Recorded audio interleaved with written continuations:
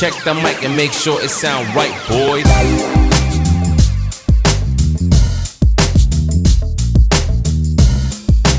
Including Hansa Maikong. I think that really is purely a step up in terms of the defense of itong Mindoro. But one thing also that was severely lacking for the Tamaraws was it's another possession, but they force a turnover. Here comes Maikong. Maikong to the cup. He fails to get the basket. Get this win and move on to the playoffs. Maikong only averaging coach after that game. We stay almost at the same place they stay in. Last time we were here, and kita mo talagang laser focus din sila, understanding what's the mission on hand. As you see that good drive by Mark Menezes, he too has been pretty excellent for the Great. Luwa lang. Oo, dalawang beses na yun. Pumasok na pero lumabas pa rin. Little bit sumobra siguro yung English dun sa tira na yun. Eto, takbuhan na naman tayo sa kabila. Tibayan only has Manzo in front of him, leans in off the glass. Now, I have always thought Gamalinda given space, he will not take this shot. Ramirez guarded here by Brian Mecca. Maikong pops out, Tibayan behind the line. Jonas Tibayan for three. Oh my goodness. Jonas Tibayan has woken up big time for the Tamaraws to start second in the game for them, and just a good kick swing action para dito sa Mindoro Tamaraws. Jonas Tibayan with a three. His three-point shot of the game brought to you by Extreme One-Stop Shop Appliances. 5 points here in the first quarter, representing the South, while Jeco Bangkale, this is his first year as a professional dito sa ating liga. Kinyahan faces up, hand in his face, no problem. Sometimes Ron J and his word stands firm. Cebu is here to fight for another day with heart, hunger, and high stakes. Back to you guys. Maraming salamat, Lyra, to those affected by that earthquake in Bogo City, including Coach Junty Valenzuela, who might not be too happy. His team is down right now by 8 points. His former, or rather Cebu's former player, Bangkale, knocked down at 3. Kinyahan, not really known for his three-point shooting. He's known for perimeters, pero doon nakaligtas siya. at that time, Marin a miss. Well, he's another three-pointer that they're gonna need to make shots. JR for another three. Oh my! He is feeling himself here in the first quarter, Coach. For 2 points in that game against Sikat, he was one of those guys who were severely missed by the Tamaraws. Amon able to score for the Greats. Quick trigger here for Axel Inigo. He rattles that three home. The arrows are out. This is gonna be a game about dance. Axel Inigo earlier missed that shot, but still, Ino Homeboy, their top three-point shooter, gave up. Teammates in college with the FEU Tamaraws because of his athletic ability. Yeah, I do agree. And boom. Lost it, able to salvage it. He saves it to Hamon. Lamang ng apat ang Mindoro. That's just a 2-point lead right now for the... There by Bam Gamalinda, full speed ahead. John Hamon was really looking for that drive down the nail. Could have opted to drop coverage, but Bam Gamalinda trying to take that back. Gamalinda wanted it. Comboy finally gets it to him. Almost traveled. There you Axel go. Inigo is wide open. That is specialty of the house for Axel Inigo. Coaches always tell you other guy that's gonna be free, which happens to be Axel on that end. And you just saw the proud parents, Mr. and Mrs. Oo, Yun lang yung game na hindi ko sila nakita eh. I think, yeah, I recall that same way. Oh, what a move by Jeco Bangkale. This guy has written of Coach Benji. Look at that. Little cross going left, had to finish with the left hand amidst the defense of Janti here in the first quarter, lalo na para sa Mindoro Tamara. Magandang gabi muli sa inyong lahat mga kaliga. This is Javi Palanya, joined by Coach Mike Perez and Mr. For the most part, yung mga libreng tira para dito sa Mindoro. Now, man, I like this insert of Dolan Adlawan on the floor. it's a screen from Martel. He's defended here by Axel Inigo. Goes to the drop step. Gets his own miss. Second serving. Yan, yung unang-unang game ni Boom Tampos na yun. And clearly, yung expectation tumaas para sa kanya. So you see Jonas Tibayan once again. I mean, you get this much aggressive in that match. Tibayan only has Manzo in front of him. Left hand hook. He's 4 out of 5 in this game, Coach. 9 points in the game para kay Jonas Tibayan. And if you're not impressed with Jonas Tibayan right now, hirap rin kasi na gustong-gusto mong maglaro.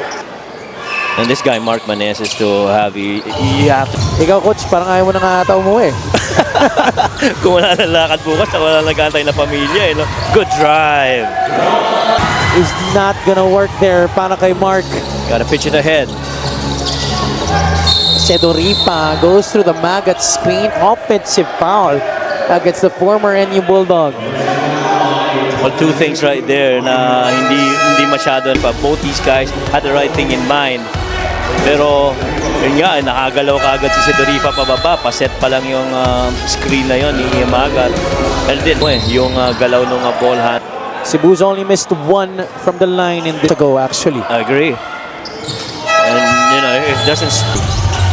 Bomboy fakes the shot, picks up the dribble. Ramirez pops out, goes inside Tibayan against three defenders.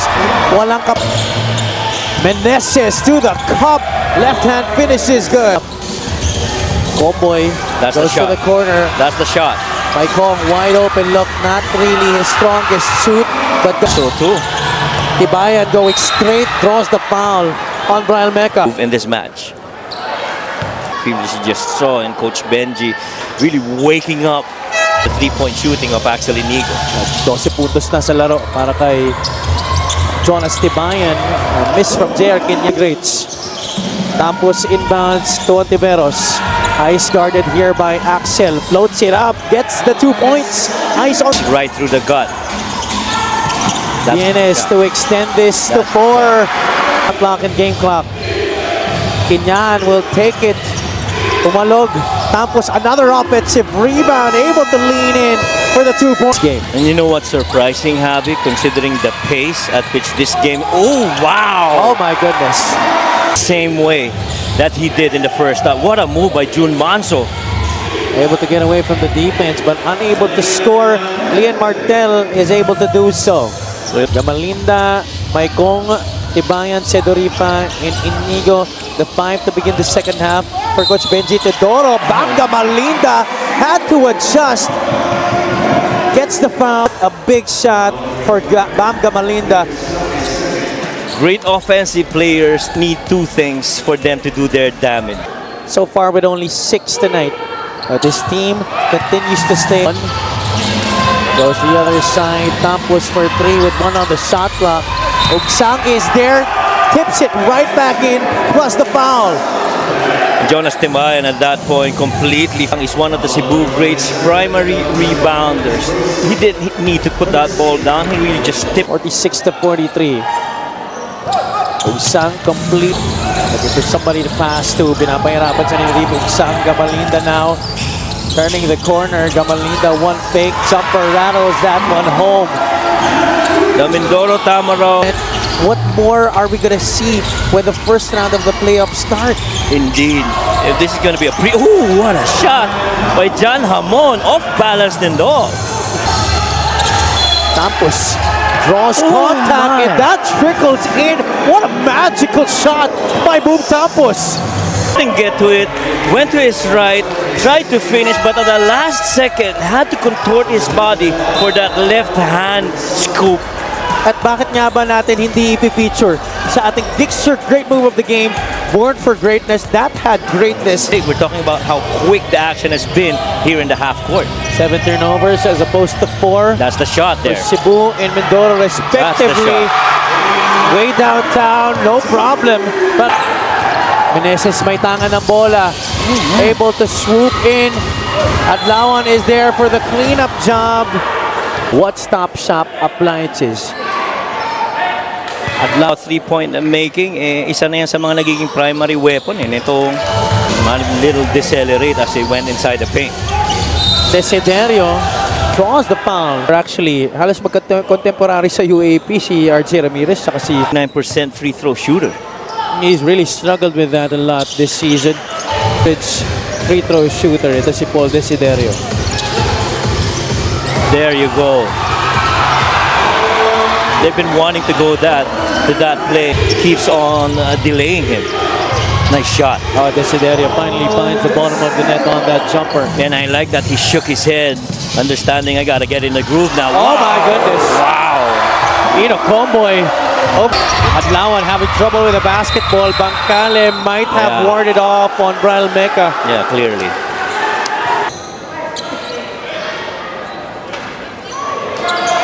15 out of 19 for the greats. Mindoro 7 out of 10. So this is the third period. Ramirez out to Bienes. He loves that spot on the floor for good reason. And able to win a championship there as well. Over here for Cebu as Ontiveros commits the offensive foul on Inokomboy. And surely having played alongside both those guys. It's 58 to 56 still. Kenyan is back in the game. 1-on-1 here against Magat. Bangkale ready to double. Kenyahan goes into the defense. Yeah, it's a traveling violation. That is a good call. That's right. I did see that. He kind of dragged right here. He was defended. He went down the middle as he was dribbling. He planted that other foot and moved the other. That's right. Shot called by our baseline referee there. Because if you don't, then the opposing team is going to take advantage of you. Oh, wow. Well, Desiderio definitely took advantage of an open look there. Lead back with Cebu, 59 to... Line by Paul Desiderio. Now he's going to need that kind of performance again, this time for the greats. Martel and... Is that... Bienes.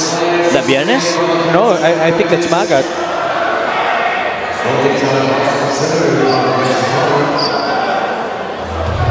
Yeah, I think that's Magat. Yeah, Bienes is on the bench. That's right. I think that's Magat. And both those guys are really... No, it's Tibayan. Oh, my. And both those... I mean, regardless whether it was Magat or Tibayan, these guys really battle it out underneath. There was a seal that was being tried by Jonas Tibayan, but Liam Martel just went above the shoulder as he got sealed. That was a good seal though by Jonas Tibayan, pero alagang ano rin pwestuhan, higa nga. Martel might have sa penalty na dito. 14 points in the game for Jonas Tibayan. It's been a very... Only missed once from the field tonight. He's also should be the case for these two teams if they want to advance and face Quezon. Paul Desiderio is locked in as well. In the driver's seat. 4-second differential, shot clock, game clock. Gamalinda using his foot speed advantage against Kenyahan. 4 teams that's remaining in the play-ins. Part of scoring on your screens. It's been a tight one in this game, and that second quarter was crucial to Cebu. Getting back, Doro took control of practically the entire first. Third quarter nito ni Paul Desiderio. Meantime, another good-looking three right there. Jonas Tibayan was pretty much late on that contest and hit the shooting hand of back in Bogo City, trying to attend to earthquake.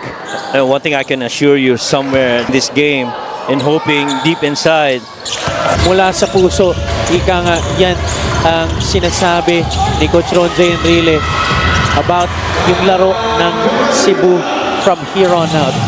At sinimon Desiderio. Kenyan pops out. Martel cuts, hangs in the air. Oh my goodness! How did that happen? Lian Martel shot. Oh my goodness! oh my, well, where are all these magical shots coming from these guys? Oh, a three on its way, and that's good for Inokomboy. Mpbl basketball. This has been an entirely different second half. Martel that time could not make it work. Forward they go. Ramirez is ahead of the pack. That's going to be a walk in the park for RJ. RJ Ramirez. Manzo able to track it down. Manzo able to freeze his defender off the glass, and in that is classic Jun Manzo. That's just poor defense from the baseline. 71 to 69. Gamalinda from the right elbow. From my family and to yours, happy birthday, Alan. Nice fake. Sedorifa unable to get the basket. He gets the offensive rebound. Second try among na ulit ang Mindoro. Tapos, not wasting any time. We are just going back and forth here. Holding that corner on that fast break, it really allows him to put the ball on. Oh, another good shot. Own little way here for the Tamaraws, who are trying to extend their lead here. Sedorifa behind the line, swishes it through. And this crowd is Sedorifa, one of the clear leaders of the Mindoro Tamaraws, making that three, but Mark Meneses frame. Ramirez Back to Gamalinda. Bam Bam binit-bit. Gets the bounce. 4 points in the behind from that elbow. 17 points in the game. Desiderio. 18 to 15 now after that. Mindoro or Cebu, you gotta tip your hat off to these teams. Really good. Allowing the other team to keep scoring on you, you're not getting any advantage. And Tamara is holding on to a solitary point lead. A foul. Kay Bam Gamalinda, this do or die game is deeper than just chasing up. Zamboanga game is to never stop playing defense, he shared. At yan ang mindset na dala niya ngayon. Focused, grounded, at handang ibuhos lahat para sa chain ng Tamaraws. Back to you guys. Maraming salamat, Lara. Excellent report there. As game, you should not stop playing defense. I agree. After all, You can't allow the other team to make 3 points make as well. this free throw of the game brought to you by Extreme. Valley, what, 8 points? If I recall correctly. 3 on its way. Looks good. Ino Comboy rings the bell there for the Tamaraws. Comboy now against John Hamon. Loses it for a bit, regains control. Comboy over the defense. 86 to 80. What a bunch victory here tonight.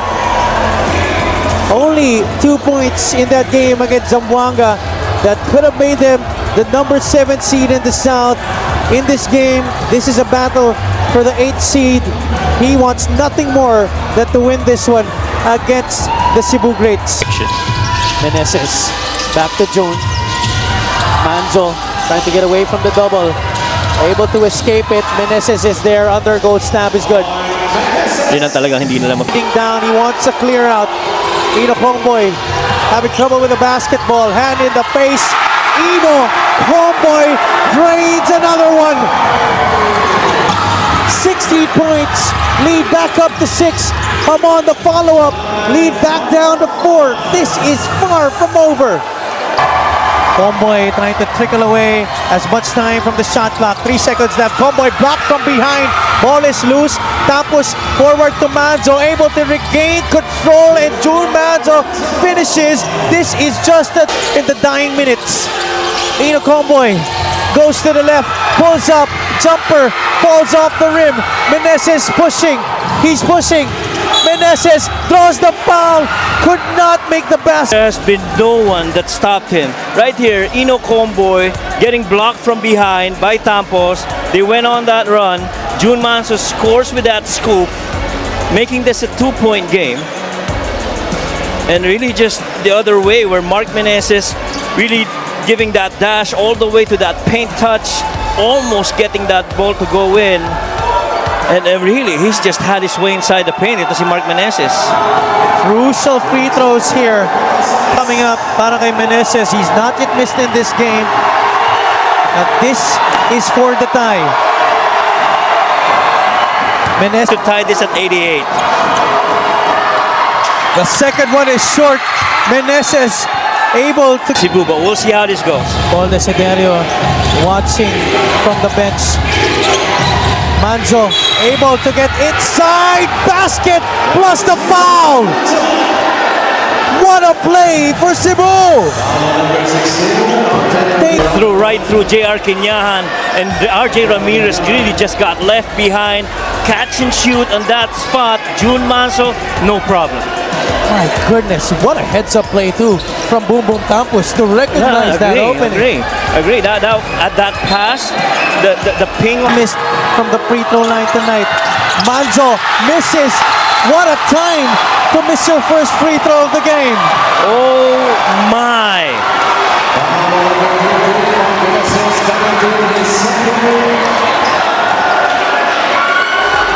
He's a 78 free throw shooter. With the game on the line, trying to equalize the smash and send it to overtime.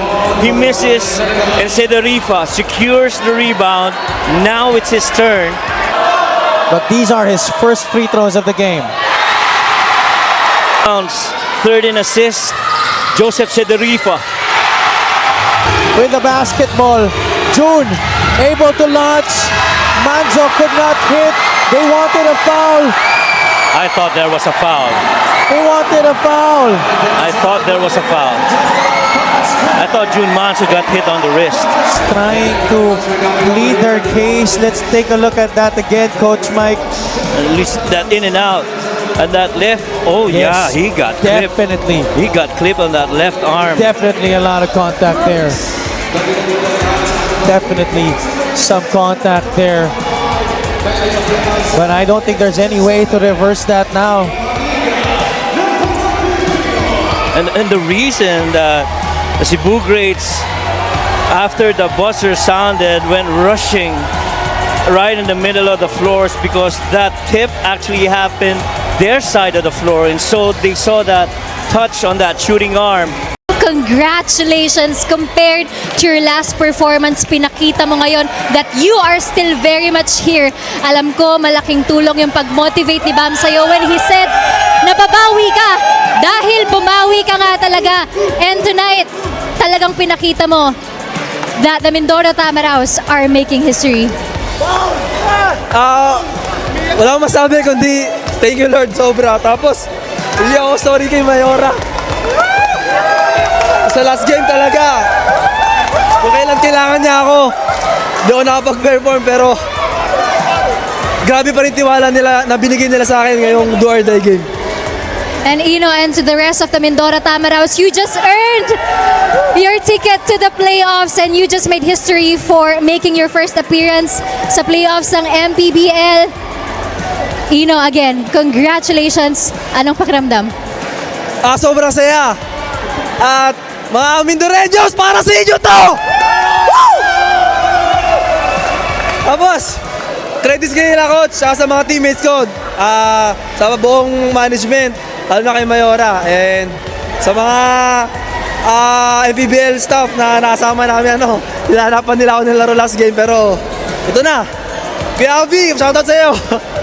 At nakabawi na nga kayo dito sa home court nyo as you face the Quezon Huskers next, the top one in the South Division. Anong masasabi mo at anong mensahe mo para sa mga Mindoreños na patuloy na sumusuporta at walang sawang nanonood sa inyo? Hindi po dito matatapos ang lahat. Meron pa pong playoffs. And bibigyan lang po ng best namin dahil ang kalaban natin, number 1 team sa South. And alam namin na hindi magiging madali yun. And marami na sila napatunayan na sa team. And sana makasabay kami sa playoffs.